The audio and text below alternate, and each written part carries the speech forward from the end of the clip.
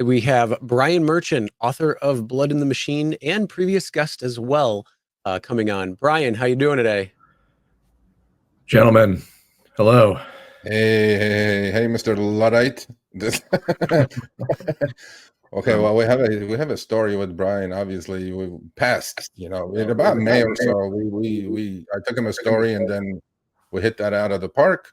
And I'm sure we're going to work soon again. But without further ado, Brian, introduce yourself, who you are, what you do, and we'll get into the book and talk about wonderful things. And then when you do have the machine breaking thing happening, I'm going to make sure a lot of drivers show up to that thing. But we'll talk about that. All right, here's Brian. Yes. Well, I'm Brian Merchant, the LA Times tech columnist, and I have a book called Blood in the Machine: The Origins of the Rebellion Against Big Tech. That's about really the first time that we started seeing technology deployed by factory owners and by bosses to automate work and to disrupt working standards, resulting in sort of this uprising, the Luddite uprising. And I sort of try to draw all kinds of parallels from what happened then to what's going on today, as we see OpenAI rising up, but in particular the new sort of gig work economy that is, doing a lot of interesting things, and by these companies coming on the scene saying we're tech companies, we're not taxi companies, we're not delivery companies, we're changing the game entirely, so the old rules don't apply, and they can sort of try to undermine labor standards and work and the way we work and things like that. And Uber has been a big player in that field, as you all know. So it's a focal point in the book. Is Uber, what Uber's been up to the last 10 years or so, in especially in the ways that it sort of has affected taxi drivers, has affected the drivers who've relied on the platform and seen wages gone down, seen complications. And that's not to say that Uber hasn't done a lot of good things and interesting things too, but I sort of link the two eras now that we're in this new moment where we're seeing all kinds of tech being invested. All kinds of money being invested in tech that that is primarily all about trying to change the way people work. So AI is the big one now. It was gig work before it. Factory automation, robotics has kind of been the story of the last 10 years. Yeah, I was at your wonderful book signing, I think a couple of months ago or a month and a half ago, and you said you spent about 8 or 9 years of your life to write this book? Or it took you about 9 years? Well, it's been sort of on my mind. I wrote an article for Vice when I was working at Vice about almost 10 years ago. 9 years ago. So I've kind of had the idea floating around for a long time. But I really got working on it in earnest probably five or 6 years ago. So it's been 5 or 6 years of work. Yeah. Yeah, 5 or 6 years of work. And then I think the timing of the release of this book couldn't be better. Truly, with autonomous vehicles affecting or going to affect or replace pretty much all the rideshare drivers, right? That's disruption. Again, another disruption that's going on. But as far as the Luddites, give us a little bit of background and story, how that story ended for them. I know there was some bloodshed. At the end, what happened? Give us a little bit snippet of the book, and then book again. Amazing book. Please pay attention and go buy the book if you're not going to win it today.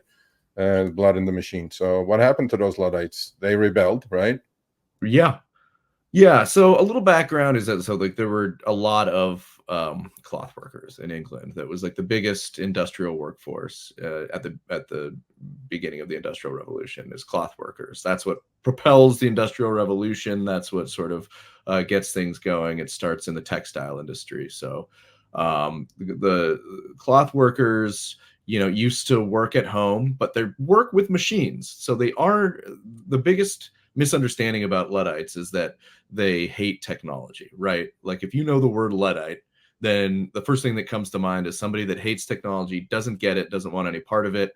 Either they want to throw their phone in a river, or they, never got one because it's too complicated. But that's not the Luddites at all. That's not an accurate. The real Luddites were cloth workers who were very skilled, who had the latest technology, you could say. They were even technicians or technologists themselves, right? They had the tech in their house. They worked at home or in small shops. They're modding their machines, working with it, repairing it, hands-on, really, knowledgeable. And that's why they knew what the threat was when they started seeing bosses, factory owners, and industrialists start to buy new kinds of machinery that could automate the process, and putting them into sort of a factory organization. So they started building factories, they started making larger operations, and they started, using these machines that could make cloth faster, but more cheaply, and it was shoddier quality. And so the cloth workers of the time, saw the prices go down, their wages go down, because now they're competing with mass production. Basically, they're competing with the factory organization. So they try to work out a democratic solution for about 10 years. They petition parliament. They call on the bosses, the factory owners, to say, hey, you're starving us. Basically, you're driving down wages so low we can't compete. None of that works. British Parliament tears up all the old regulations that used to protect workers.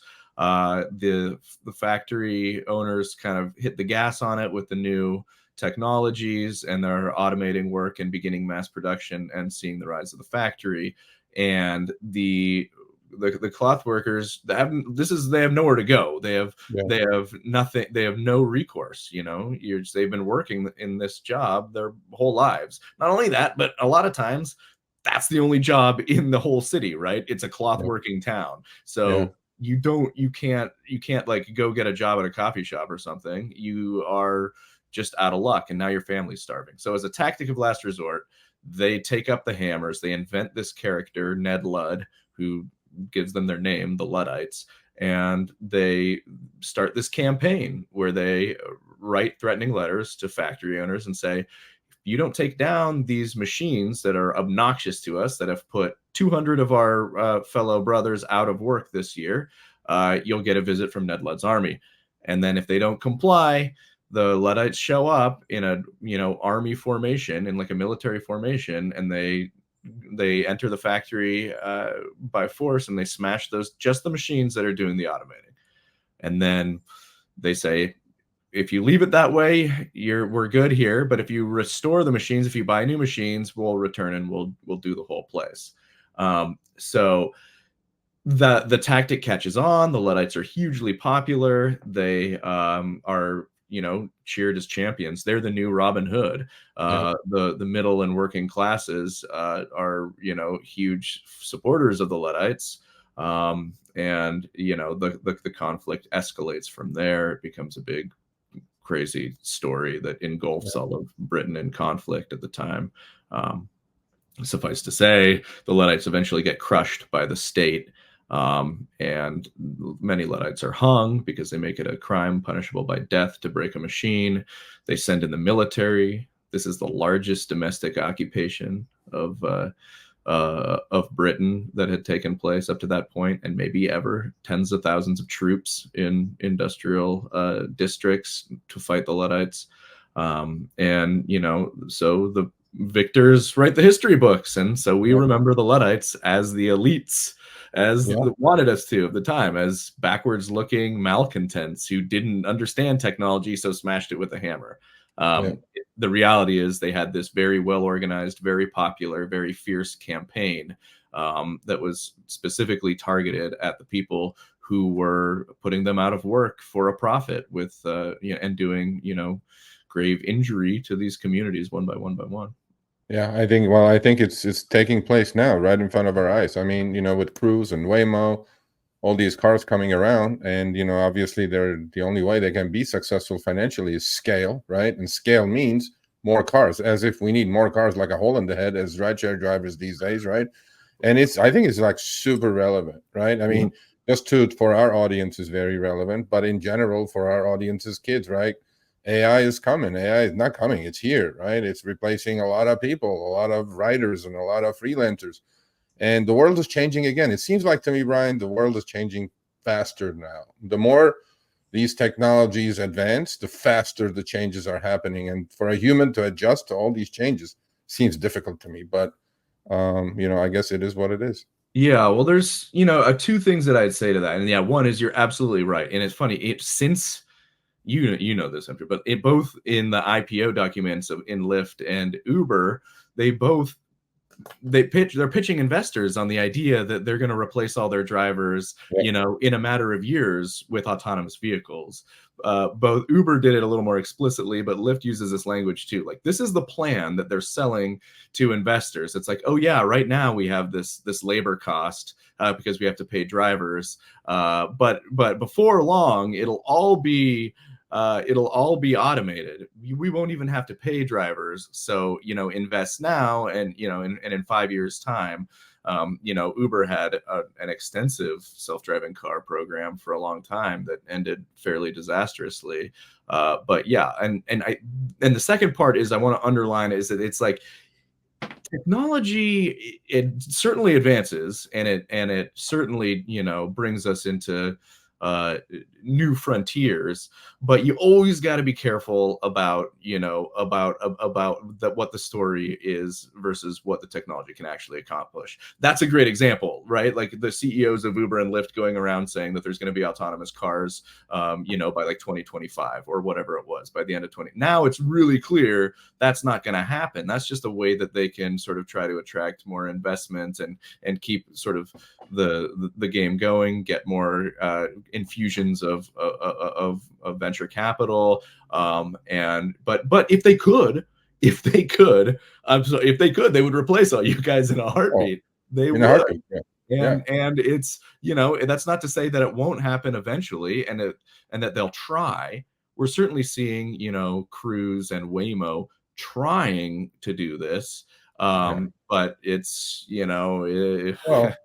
yeah, I think Cruise figured that out the hard way, and the CEO figured that out the hard way, because I had Alex Kantrowitz on a few weeks ago, and he had interviewed Kyle Vogt, the CEO of Cruise and the founder, and he was like brazenly saying, "Oh, we're going to go 10x, 10x, 10x, 10x every year," right? Well, he's out of a job now, so that happened really fast. And I mean, look, these things are inevitable. It's going to happen, but I think these companies, when they say these things, they don't understand what ramifications they may have for an Uber driver that's been driving for 6 years, 8 years, right? And that's maybe the only thing this guy can do. And there goes his livelihood. And I think I don't know, maybe legislation is going to be necessary at some point to put the brakes on these companies to a certain degree. I mean, cat's out of the bag. I don't think it's going to go backwards, but maybe slow things down a little bit. So we have a couple of minutes remaining. So I want to talk to you a little bit about obviously we did the Prop 22 article together, and then it was wonderful that you did a great job with it. Are you back to work from your world stardom tour of your book? Can we go to work now, or what's happening? Yeah, I'm back in action. I never really stopped, but now I at least have a little bit of time to breathe. Okay. So yeah, we've been talking, about Prop 22 and what's going on with that. I think next year is probably going to be a big year for both Prop 22 and then sort of the regulating gig work at the federal level. So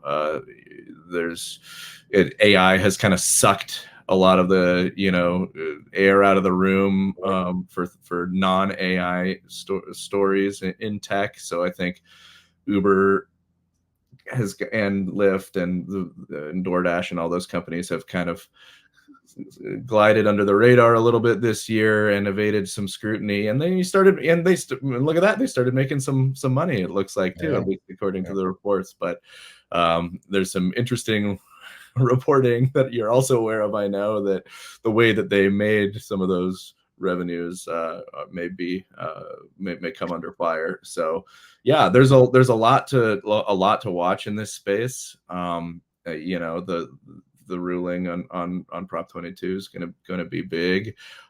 Whether or not sort of there's this third way, you know, driver category or worker category that gets sort of institutionalized for gig workers. I personally think that would be a bad thing, and it would prevent, you know, gig workers from getting all the rights and benefits and things that they're due. I personally think the gig work model and flexibility could work completely well in tandem with, you know, full benefits and all that. I have not seen a persuasive case that says otherwise, but I know that's the knock against it. So I think, you know, there's room for both. If a gig worker wants to work full time and be eligible for all those benefits, I think they should be able to do that. And if they want to have a part-time model and work on weekends or whatever, they should be able to do that too. And neither the technology nor the regulation should preclude that. So it's interesting times for sure. Yeah, definitely. And I'm definitely looking forward to working on that with you, hopefully early next year. And, you know, look, these companies, once in a while, they need a brake check. And I think we're doing that quite well through our community. And I mean, thanks to friends, you know, like you in the journalist community, that you guys are listening. You guys are giving our community the voice that we need, because that's the only way. That's, you know, you're my megaphone. I mean, you know, I think you guys are doing a great job when you know, you announce things or you write about things, and I think we're going to keep having this relationship. That's valid. I mean, we need you people. We need you journalists to be friends with us, and I'm definitely appreciative of you showing up and always be able to listen and give me your opinion. So with that said, I appreciate, again, you showing up today. We're going to give a couple of Brian's books away as well. So in closing, I'll give you a couple of minutes, you know, give our audience some advice, just like Katie did at the last I've heard 2 minutes. Yeah, I mean, I'll say I think I'm glad there are more and more journalists and tech journalists, and ever more. It's been, you know, paying attention to sort of not just like the top line, you know, business stories, what Uber's doing and what the quarterly earnings are, or whatever, but actual the experience of drivers on the ground. There's so yeah, that's how I see my job, is to report on the latter part. You know, when I was writing this book, it was before the AI thing. So I was really looking a lot at gig work and Uber and how that was, you know, that was playing out. And that to me was, you know, the parallel of the last 10 years before. I mean, OpenAI and all these new AI companies stand to be another round of disruptions.